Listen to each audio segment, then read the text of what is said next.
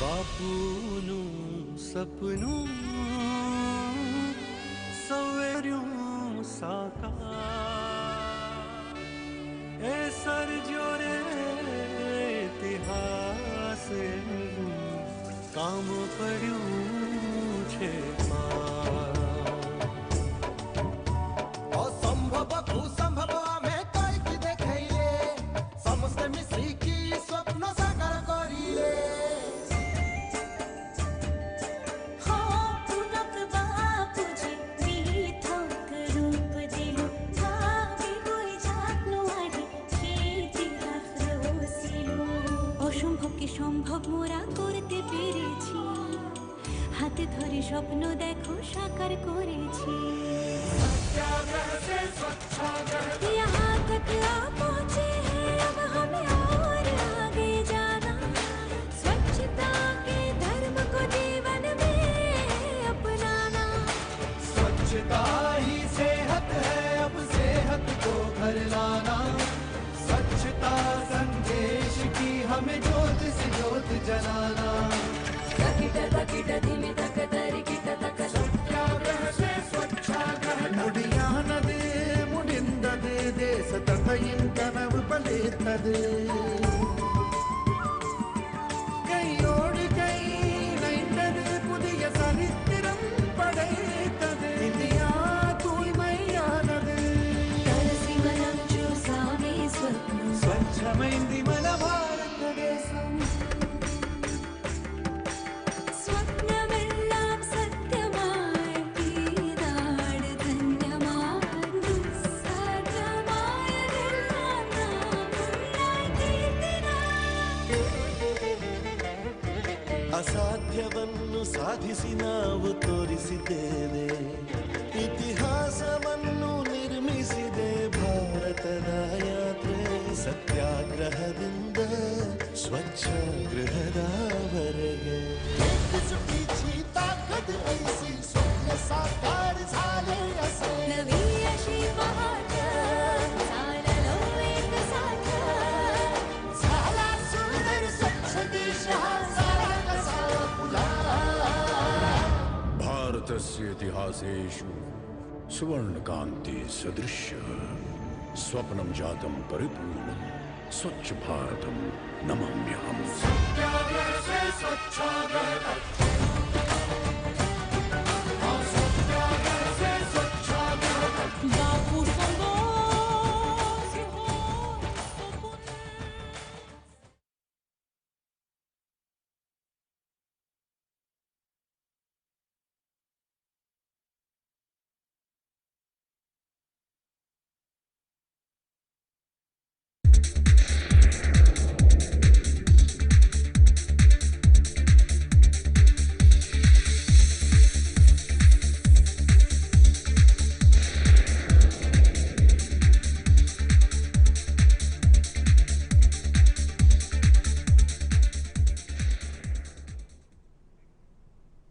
नमस्कार दर्शकों, कार्यक्रम कानूनी सलाह में आपका फिर स्वागत है। आज हम बात कर रहे हैं संविदा संबंधी कानून और सेवाओं पर।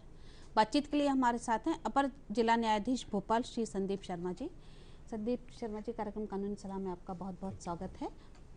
दर्शकों, जैसा कि हमारा आज का विषय है कानून में जो संविदा होती है वो किस तरह से होती है और संविदा का क्या महत्व है और कोई भी कॉन्ट्रैक्ट करते समय आपको क्या क्या सावधानियां रखना चाहिए, कौन सा कॉन्ट्रैक्ट है जो वैलिड होता है और कौन सा कॉन्ट्रैक्ट है जो वैलिड नहीं होता है, और कॉन्ट्रैक्ट के लिए आवश्यक शर्तें क्या क्या होती हैं, आज हम इसी पर चर्चा करेंगे। कार्यक्रम शुरू करने से पहले हम आपको बता दें कि हमारा ये लाइव फोन इन कार्यक्रम है और इसके माध्यम से आप सीधे हमसे जुड़कर सवाल कर सकते हैं।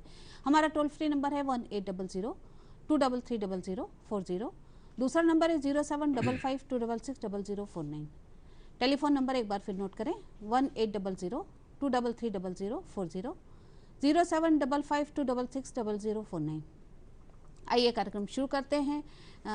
सर, आपसे जानना चाहेंगे कि जो ये कॉन्ट्रैक्ट एक्ट है, जैसा कि हमारा आज विषय है कॉन्ट्रैक्ट एक्ट, तो ये क्या है और इससे संबंधित जो कानून है उसमें क्या क्या प्रावधान किए गए हैं?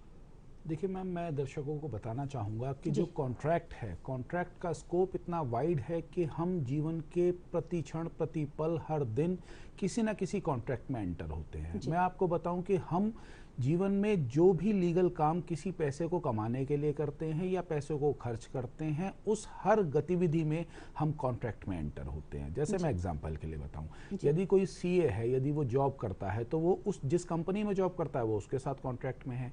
यदि अपनी प्रैक्टिस करता है तो जिन क्लाइंट के बिहाफ पर वो प्रैक्टिस करता है उसके साथ कॉन्ट्रैक्ट में है। यदि वो कहीं पर क्लास पढ़ाता है तो वो उस जिस इंस्टीट्यूट में क्लास पढ़ा रहा है उसके साथ कॉन्ट्रैक्ट में है। हम सुबह जब अपने बच्चे को स्कूल भेजते हैं तो स्कूल के साथ हमारा कॉन्ट्रैक्ट है। जिस बस में हमारा बच्चा स्कूल में जाता है उस बस के साथ हमारा कॉन्ट्रैक्ट है। हम जिस ऑफिस दफ्तर कंपनी में जाते हैं उस कंपनी के साथ हमारा कॉन्ट्रैक्ट है।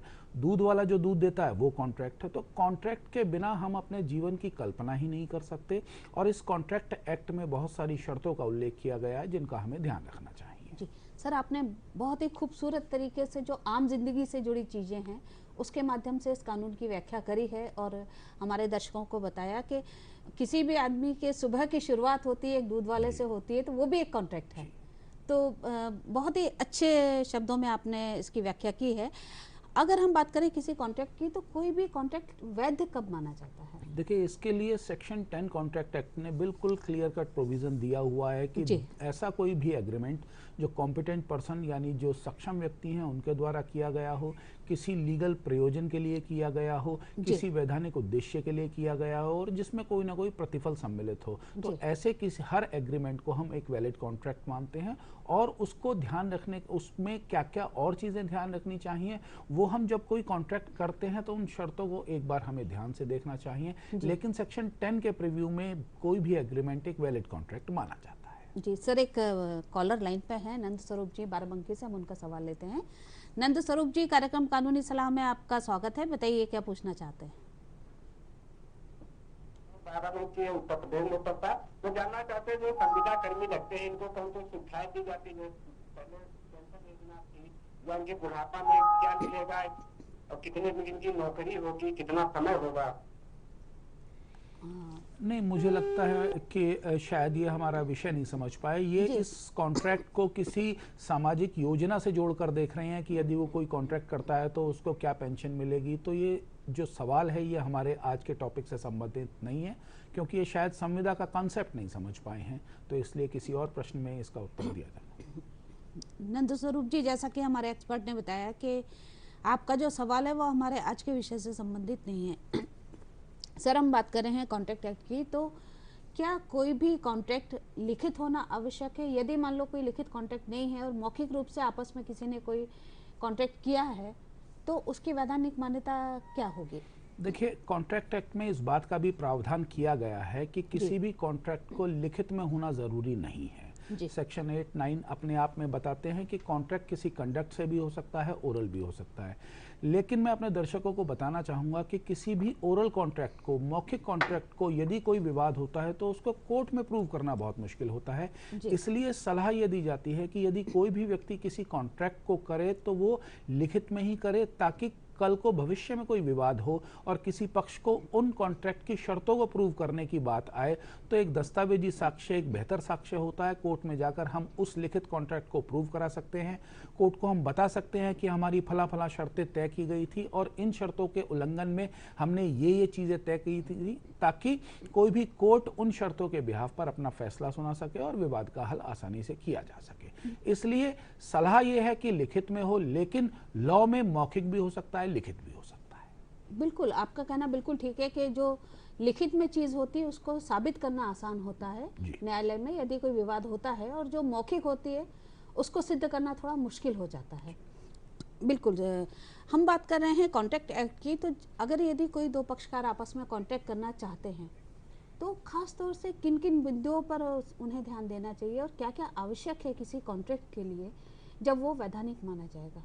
देखिए, मैं इस बात का उत्तर कोई एक स्ट्रेट जैकेट फार्मूला नहीं हो सकता कि किन किन बातों का ध्यान रखना चाहिए। ये डिपेंड करता है किस तरीके का कॉन्ट्रैक्ट किया जा रहा है। यदि हम बैंक से लोन लेने का कॉन्ट्रैक्ट कर रहे हैं तो हमको ये ध्यान रखना पड़ेगा कि हम यदि लोन ले रहे हैं तो उस पर रेट ऑफ इंटरेस्ट कितना है, यदि हम उसकी EMI नहीं चुकाते हैं तो उसके क्या रिपरकर्शन होंगे, उसके क्या प्रभाव होंगे। यदि हम बिल्डर के साथ कॉन्ट्रैक्ट कर रहे हैं तो ये ध्यान रखना पड़ेगा कि हमको जिस मकान दुकान का हम कॉन्ट्रैक्ट कर रहे हैं वो हमको कितने महीने में बनाकर दी जाएगी और वो महीने कब से शुरू होंगे, और यदि हमने समय पर पैसा नहीं दिया तो उसके क्या प्रभाव होंगे, यदि बिल्डर ने हमको मकान नियत समय पर नहीं दिया तो उसके क्या प्रभाव होंगे। तो इसका एक हाँ या ना में उत्तर देना संभव नहीं है। वो देखना पड़ेगा कि किस प्रकृति का हम कॉन्ट्रैक्ट कर रहे हैं, उस प्रकृति के हिसाब से हमको बिंदुओं को ध्यान में रख के ये तय करना पड़ेगा कि किन किन बिंदुओं का पालन करना चाहिए। लेकिन हमें सब शर्तों का ये देखकर जरूर इतना ध्यान रखना चाहिए कि वो शर्तें एक पक्ष के फेवर में ना हो और दूसरे पक्ष के विरोध में ना हो। ये हमें आवश्यक रूप से ध्यान रखना चाहिए प्रत्येक कॉन्ट्रैक्ट में। जी सर, आपने बताया कि आप कौन सा कॉन्ट्रैक्ट कर रहे हैं उसके हिसाब से आपको ध्यान देना होगा और उस हिसाब से शर्तें तय करना होगी और दोनों पक्षों के फेवर में होना चाहिए। ऐसा नहीं हो कि वो आर्बिट्रेटरी हो, एक के खिलाफ हो। तो सर एक सवाल यहाँ निकल के आता है, कई बार ये देखने में आता है कि जो हाउसिंग प्रोजेक्ट होते हैं, जो कॉन्ट्रैक्टर होते हैं, उनके जो एग्रीमेंट होते हैं, उनके जो कॉन्ट्रैक्ट होते हैं, वो इस तरह से ड्राफ्ट किए जाते हैं कि उसमें यदि आपको केस लगाना है तो एक उनका पर्टिकुलर वो जगह के वो क्षेत्राधिकारी होगा, उसमें मेंशन होता है, और उनके प्रोजेक्ट का कब खत्म होगा, कितने समय में वो तैयार करके देंगे, कई बार ये चीज़ें मेंशन नहीं होती हैं और आर्बिट्रेटरी कॉन्ट्रैक्ट होते हैं। तो जहाँ ऐसे कॉन्ट्रैक्ट होते हैं वहाँ पे एक जो आम आदमी है उसको क्या सावधानी रखना चाहिए और क्या इस तरह के कॉन्ट्रैक्ट मान्य होंगे? देखिए, अब बिल्डर्स के कॉन्ट्रैक्ट के लिए एक नया प्रावधान आ गया है जिसको रेरा बोलते हैं, जिसकी शॉर्ट फॉर्म है।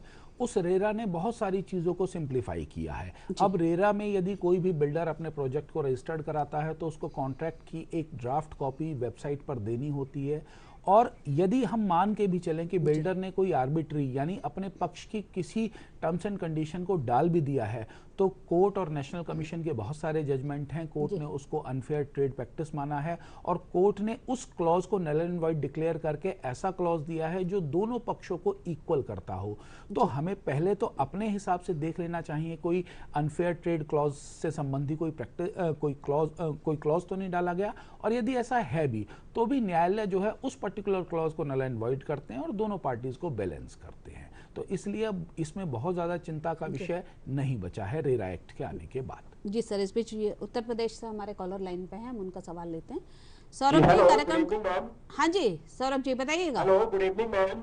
गुड इवनिंग, स्वागत है आपका, बताएं। Hello, good evening ma'am. सुन रहे हैं आप, अपना सवाल बताइएगा सौरभ जी। मैम, मेरा प्रश्न ये है जी कि सपोज एक प्लॉट है, उस प्लॉट को हमने किसी से खरीद लिया जी, और उसका एक कॉन्ट्रैक्ट भी बन गया, और जिससे खरीदा उसने बोला कि आपकी जो इस जमीन की कीमत है आपको इतनी देनी है, और हमने उसकी कीमत इंस्टॉलमेंट में देना शुरू किया। तो मैम, अगर इंस्टॉलमेंट दे रहे हैं और अचानक से उस व्यक्ति ने बोला कि हम ये जमीन आपको नहीं दे सकते, तो उस केस में क्या प्रावधान बनता है? लिखित में है, हो चुका है, इंस्टॉलमेंट पैसे दे रहे हैं, फिर भी यदि व्यक्ति प्लॉट देने से मुकर जाए तो उस केस में क्या प्रावधान है? नहीं, आपने कोई लिखित कॉन्ट्रैक्ट किया है? जी मैम, कॉन्ट्रैक्ट हो चुका है, मानिए हाँ, लिखित में है और इंस्टॉलमेंट पे करने की बात हो चुकी है, फिर भी वो आदमी बीच में मुकर जाए तो उस केस में क्या प्रावधान है मैम? देखिए, यदि आदमी उस प्लॉट को देने से मुकर जाता है तो आपके पास कोर्ट में स्पेसिफिक रिलीफ एक्ट में उस कॉन्ट्रैक्ट की स्पेसिफिक परफॉर्मेंस कराने का रेमेडी अवेलेबल है। कोई भी व्यक्ति पैसे लेने के बाद किसी जमीन के कॉन्ट्रैक्ट को एग्जीक्यूट करने से मुकर नहीं सकता। आपको यह प्रूव करना पड़ेगा कि आप उस प्लॉट की कीमत देने के लिए तैयार हैं, आपने उस प्लॉट की कीमत की इतनी इतनी किस्त दे दी है।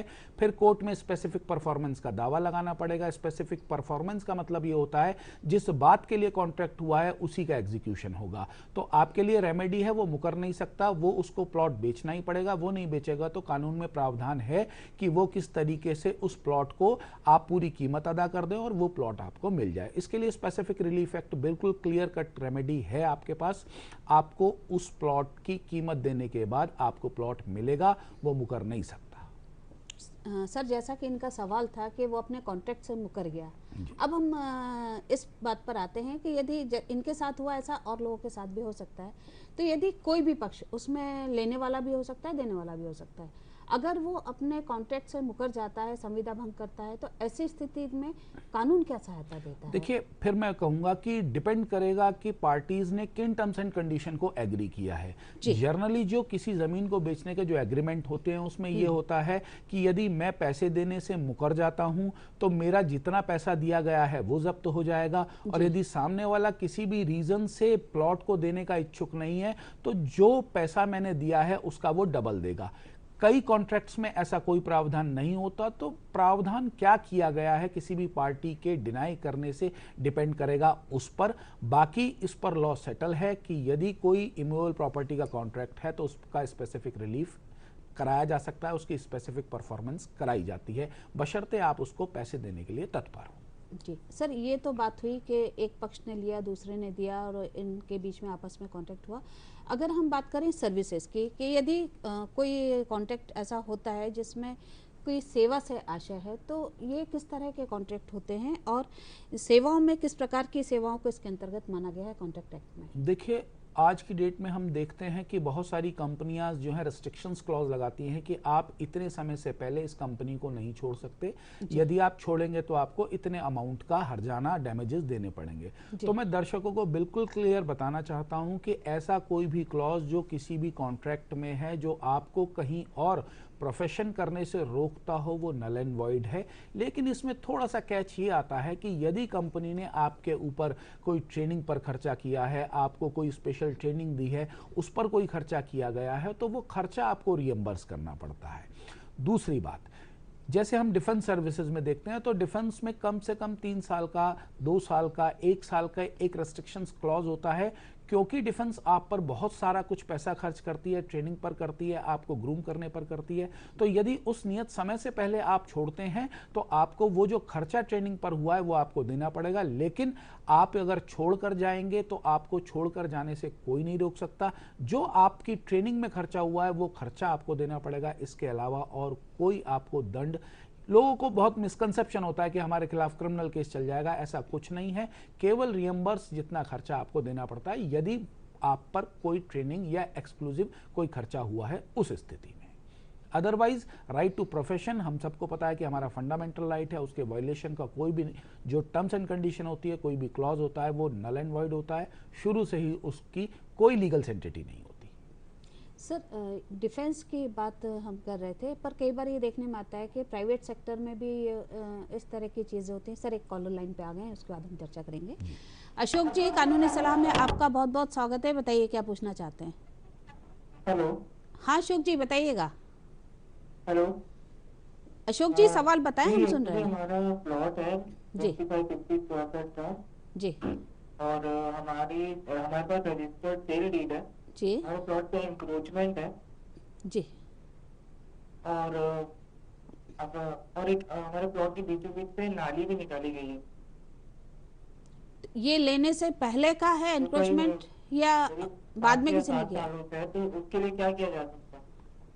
नहीं सर, इनका देखिए सवाल अशोक जी, मैं समझने की जो हमें जो प्रश्न समझ में आया कि आपने कोई रजिस्टर्ड सेल डीड से कोई प्लॉट खरीदा है और उस पर एनक्रोचमेंट है, तो यदि आपने उस एनक्रोच्ड स्थिति में प्लॉट खरीदा है तो उस एनक्रोचमेंट को हटाने की कार्रवाई आपको खुद करनी पड़ेगी, और यदि रजिस्टर्ड सेल डीड होने के बाद उस पर एनक्रोचमेंट हुआ है तो भी उस स्थिति में आपको स्वयं ही एनक्रोचमेंट हटाने की कार्रवाई करनी पड़ेगी। क्योंकि मैं जहां तक समझता हूं कि रजिस्टर्ड सेल डीड में उस एनक्रोचमेंट का कोई हवाला नहीं होगा।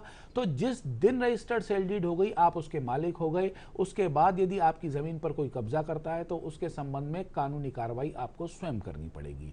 जहां तक नाली का प्रश्न है तो वो नाली मास्टर प्लान के अकॉर्डिंग है, नगर निगम में परमिशन है, तो वो सारे रूल्स एंड रेगुलेशंस के हिसाब से यदि आपके प्लॉट में कोई जो है पब्लिक पाथ आ रहा है, उस पाथ पर नाली बनाई गई है तो उसका आप कुछ नहीं कर सकते। तो ये बिना सेल डीड देखे नहीं बताया जा सकता कि उस सेल डीड में क्या टर्म्स एंड कंडीशन थी, वो जमीन कौन सी है, वो शासकीय जमीन तो नहीं है।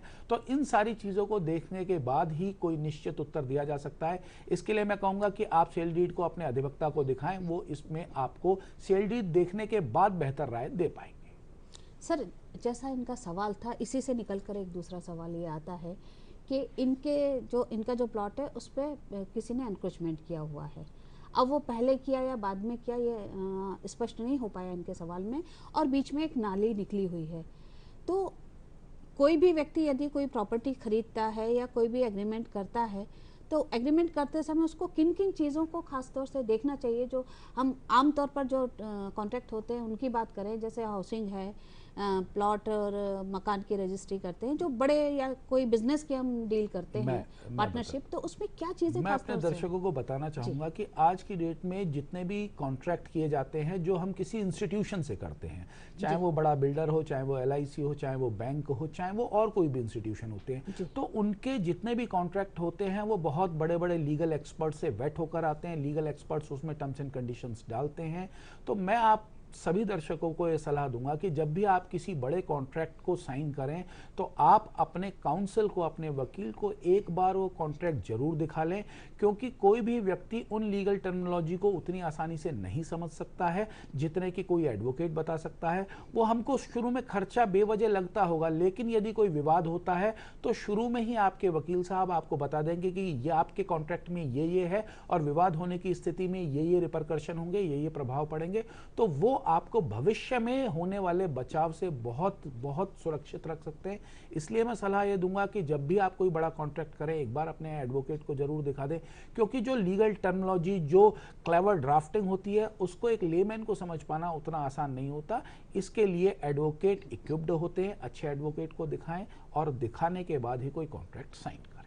बिल्कुल सर, आपका कहना बिल्कुल ठीक है, क्योंकि कई बार अनजाने में भूलवश आदमी अपनी पूरी जिंदगी भर की पूंजी गंवा बैठता है, उसको ज्ञान ना होने के कारण कि वो किन कागजों पे साइन कर रहा है और उसकी टर्म्स एंड कंडीशन क्या है। आपका कहना बिल्कुल ठीक है।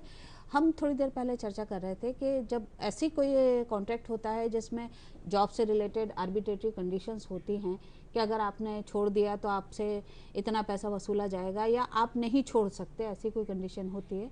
तो सर कई बार ये देखने में आता है कि जो प्राइवेट सेक्टर्स में जॉब में लोग जाते हैं तो एक कंडीशन होती है कि आप 1 साल में नहीं छोड़ेंगे, 2 साल में। ट्रेनिंग का पार्ट एक अलग है, ट्रेनिंग पे जो खर्च हुआ, पर उनकी अपनी कंडीशंस होती हैं और नोटिस पीरियड होता है।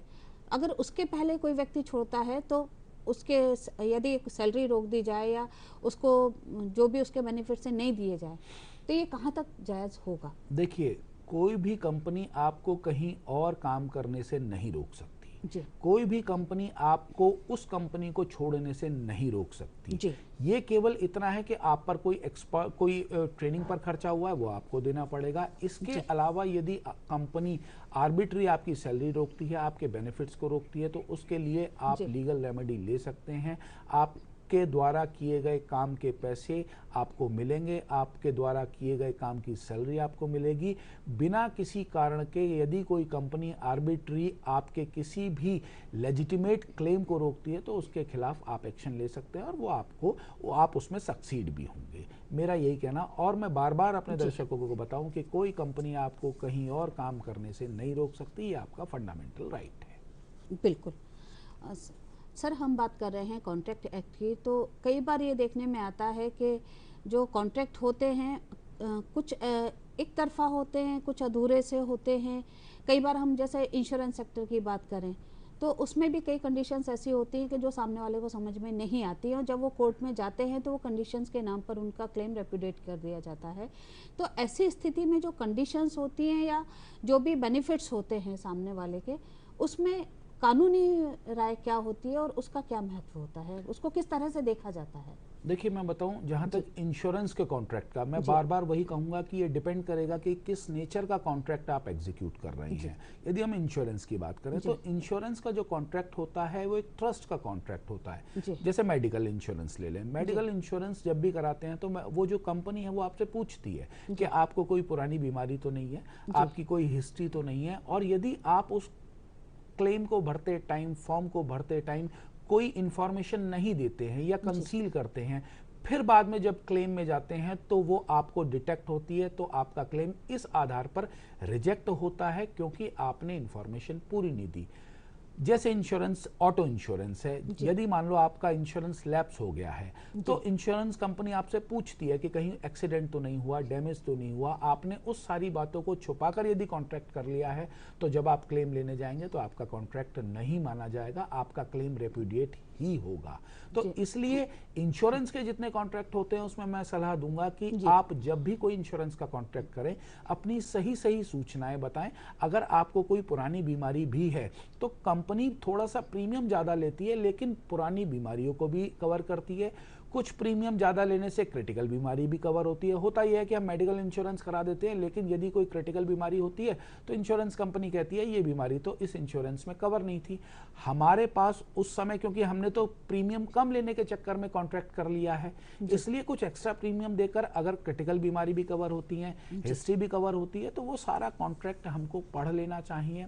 फिर मैं बार बार कहूँगा कि कॉन्ट्रैक्ट स्टैंडर्ड फॉर्म में आता है, बहुत सारी टर्म्स एंड कंडीशंस होती हैं, मैक्सिमम कॉन्ट्रैक्ट इंग्लिश में होते हैं, एक लेमैन के लिए संभव नहीं है।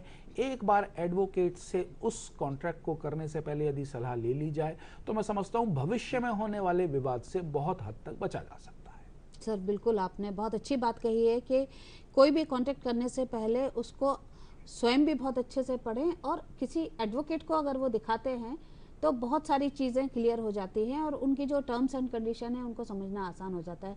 कई बार सर देखने में आता है कि जो फाइनेंस कंपनियां होती हैं जब वो फाइनेंस करती हैं तो जो प्राइवेट फाइनेंस कंपनियां होती हैं वो पैनल इंटरेस्ट के नाम पे 36% तक एग्रीमेंट में उनके क्लॉज डाला होता है कि वो ब्याज वसूल कर सकती हैं।